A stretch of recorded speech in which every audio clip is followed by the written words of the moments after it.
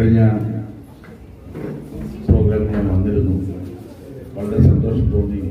ഈ കൂട്ടായ്മയോട് ഈ പ്രബുദ്ധരായ ഓരോ വ്യക്തികളോടും, പ്രത്യേകിച്ച് സംഗീതത്തിനോട് ഇത്രയും താല്പര്യം കാണിക്കുകയും സംഗീതം ആലപിക്കുന്നതിനായി ഒരു കൂട്ടം ചേരുകയും ചെയ്ത ആ ഒരു ഗ്രൂപ്പിനെ ആദ്യമായി ഞാൻ എൻ്റെ ആശംസകൾ അറിയിക്കുകയാണ്.